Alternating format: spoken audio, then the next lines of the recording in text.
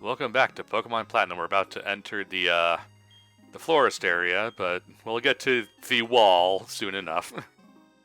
Excellent. Who are these people again?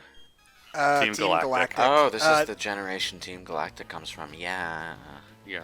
I will give Team Galactus this. They are no longer my least favorite. Team enemy Galactus.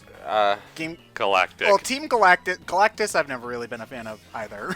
But Team Galactic is no longer my least favorite Pokemon enemy team. That honor now goes to Team Flare. So good job, Gen This 6. world is imperfect. Oh, Oh God, that's like every anime trope rolled into one. All they Yup. need, Yeah. all they need is a Yup. short skirt and boobies, and then it'll be complete. No, one of the Team Flare people has that. I knew I could count on you, Team Flare. So Gen 6 has a lot of its own problems, and when we do Pokemon X and Y 36 years from now, we'll talk about that then. But I kind of feel the same way about Gen 6 that I do about Gen 4. Like, I feel like I have a slightly better grasp on why I'm not as big of a fan of Gen 4. I think Gen 4 is still a lot better than Gen 6 What is- overall. Well, I guess what I'm trying to say is that I have no desire to go back to either game ever again. Well, no, but that's totally fair, but I know more about Gen 4, and I've played it more, and I know why the things in Gen 4 bother me as much as they do. Whereas I played Gen 6 the one time, and I never want to touch it ever again. Not that I wanted to kill myself while playing Gen 6, but it's just like I have no desire to ever touch that game ever again. So if I were to go back and study and play Gen 6 a lot more, I might end up liking it less than Gen 4, but it's just I get you. don't want to. It's like, okay, Gen 6 is easily my least favorite generation of Pokemon. Which one? It's a Which one very is 6? nothing. X and Y. X Yeah. and Y. Right. It's a very nothing kind of game. Is the big problem with it? A lot of empty kind of feeling. Yeah, sort it's of like stuff. an engine test. It's like for, it's like they spent like 95% of the time just making models, yeah, and then they forgot to actually do anything with them. Yeah, that's the consensus I seem to get is that they spent is that it seems like the only thing the game has going for it is it's the first fully 3D Pokemon game, and then you get Sun and Moon, which comes out, which just does all of that better, plus has other stuff going for it. So Yeah. Yeah. The big thing about X and Y is that we later saw some concepts for the game that ended up getting scrapped because the game was rushed because Pokemon continuously has this stupid release cycle where they need to have a new thing out every year, which I just don't feel like is necessary. I think that's part of the reason we got like, hey, let's go Pikachu and Eevee and whatever. Yeah. Because they basically, wanted to do something to fill that time so that they could do better on their first actual Switch game. Yeah, but I don't feel like we need to have a Pokemon game every They can year. it's like you can do spin-offs. Well, those are Nintendo fine. probably wants a Pokemon game every year, and that's probably part of what's pressuring Game Freak to do that. But I don't know if it's Pokemon Company specifically or Nintendo specifically. It could be either. I don't really know. well, But yeah. it's like I feel like we'd have a lot less problem with burnout and a much better product if we could wait 3 years. Well, between it's not games. that it's not like yearly releases can't work. The Yakuza series has basically been doing that from the word go, and with the exception of like Yakuza Dead Souls running like shit on a PS3, I don't think they've ever really had a problem with it. But the reason they haven't had a problem with it is because they've done the spin-off thing. Like they'll take a year to do a samurai spin-off or a stupid zombie shooter spin-off or a detective game. That's the thing. They need to do just a year of just no straight RPG. They can do a year of Mystery Dungeon or Yeah. the Nobunaga's Ambition or whatever. Try to do more stuff like Pokemon Coliseum and its sequel, Gale of Darkness, except do it better this time. Thank you. Yeah, because Coliseum is not good. My point is, if they handled it intelligently, like RGG Studio handles the Yakuza series intelligently, they could do a lot of yearly stuff, and it would actually be pretty damn good. But I think it's also frustrating because Game Freak has the money. Well, maybe not Game Freak, but Pokemon Company and Nintendo definitely have the money to put into it. I feel like what's frustrating is because Pokemon has had a relatively small budget for many years because it's a handheld game and they don't need Well, yeah. to have that kind of a budget. But especially with Sword and Shield being effectively a console RPG, they should spend more money to get a bigger team. Yeah. Especially if they want to meet a yearly release. But the budget. Also, first wall, one of the biggest walls in all of Pokemon coming up right here. Oh yeah, this is a Whitney's Miltank tier. Okay, yeah, exactly. This thing has obscene defense. That's and a lot of defenses. HP too. Who designed that thing? Probably Ken Sugimori. Okay. Well, maybe actually, Yeah, you know what? I think that it's also a very high level for this point in the game. Yeah. But they were right. It is per ugly. But the budget problem is part of why I mentioned Yakuza, because the Yakuza franchise, the Like a Dragon franchise, and all of its various little spin-off games, has been yearly, and it's been pretty, consistently good quality. But it's also not a very expensive franchise. There's a lot of budget going. There's a lot of budget constraint in how it's designed. Yeah. A lot of reuse of things. Yeah, and it's like if Pokemon, prints money on its own, it's like you can do better. There's no excuse at this point. Yeah. It's okay, and it's okay to be critical, I think, too, with a franchise this popular and this, well received. It's like you can especially when it comes to Sword and Shield and its being, and there are issues. I hate trying to bring up those issues because then you sound like the harassment assholes. But and then everyone has the backlash to the backlash, and they just won't listen, and it's like you can like these games and still criticize them. I'm just saying. It's kind of like how I love Final Fantasy VII to pieces, but I still think the pacing in the section after Midgar is a bit shit. Because when it comes to Gen 8, it's weird because it's doing a lot of stuff that I want Pokemon to do, but it's taking the half steps that we see a lot with this series, Yeah. Where it's like they need to take baby steps and dip their toe in the water before they'll try something. It kind of feels like they did partly learn their lesson from X and Y and Sun and Moon, because, they used Hey You Pikachu, Hey You Eevee, or whatever, Let's Go. It's Let's Go. Hey You is something else. Yes. They use Let's Go. Hey You was a shitty microphone game. They use the Let's Go games to test their engine, more or less, and they were able to use the first region of the franchise to get around a lot of the planning stuff that slows game development down. They had this pre-built region and this established story. They just recycled it so that they wouldn't have to spend as much time on that. They can just get the game working.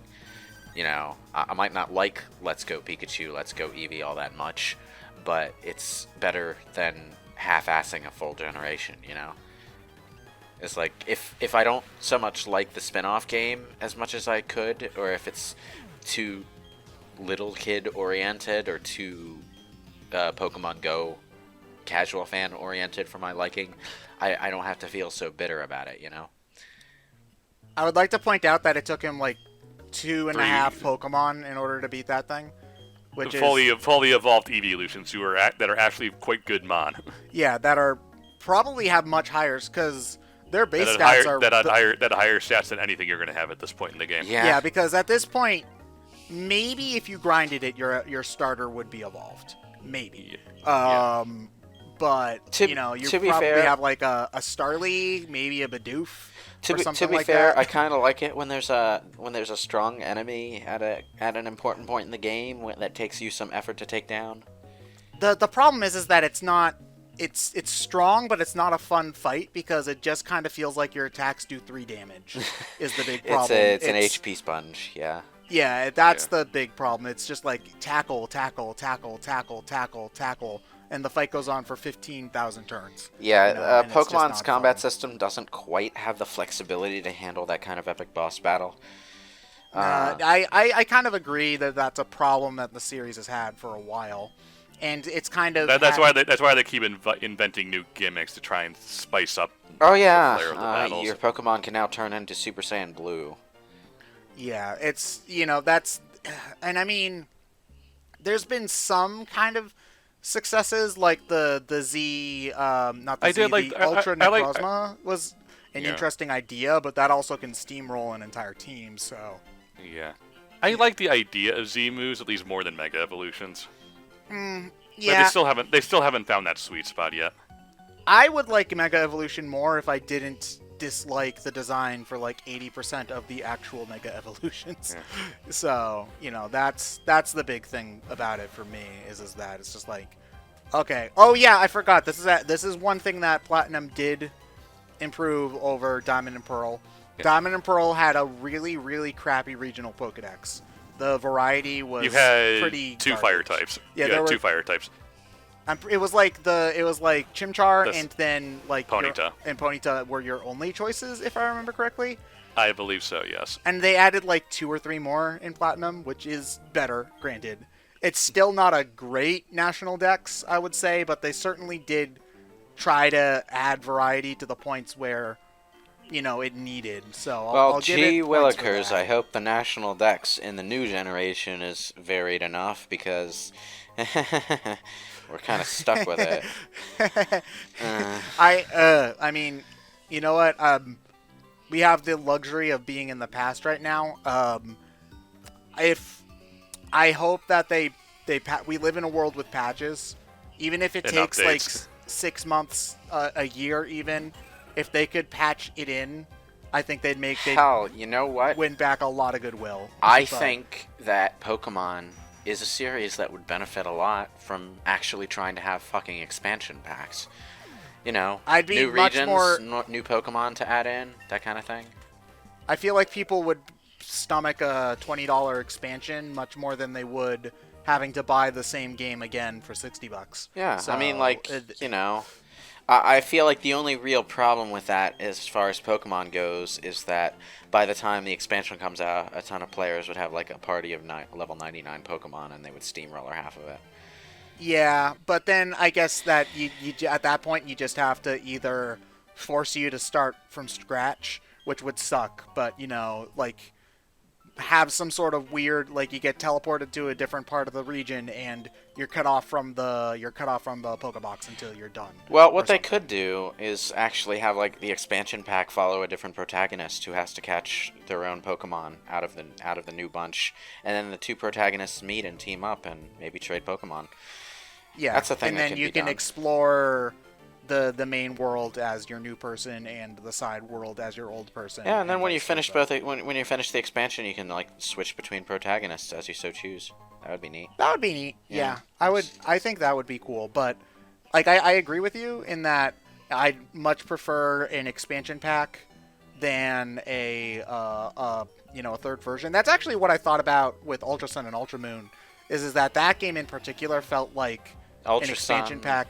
Ultra Yeah, Sun, Ul- Ultra Moon, Black and White 2, that kind of thing. Yeah. Well, Well, Black and White 2 are different enough. Yeah. Black and White 2 are, I think, the best third version, quote unquote, like because they actually do try to add a lot more. That you go through areas in a different order. All of the areas have new Pokemon. There's a lot of new areas. The story is brand new. The story's not as good, but it is brand new.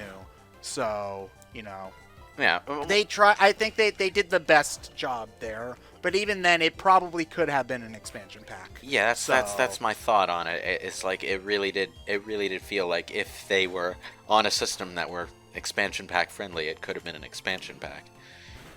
Yeah. Ultra Sun and Ultra Moon definitely kind of felt like it the most, though, because, like, Rainbow Rocket was awesome, but it was also something so completely removed from the rest of the game that it could have been, like, a DLC episode, pretty much. Yeah. I still refuse to play Ultra Sun and Ultra Moon, by the way, because I just don't like what they did with it.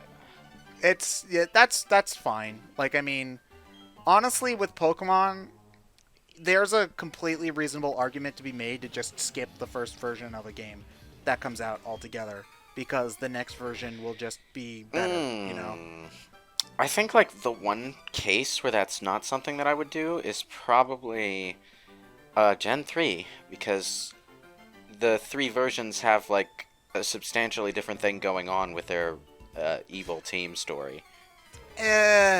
it's very cosmetic. Is it like Emerald tries to do? I think it was a neat idea that I think needed to be fleshed out, and I would like to see it brought back. But Ruby and Sapphire are very, very similar. It's just, okay, whenever there would be Team Magma, now there's Team Aqua.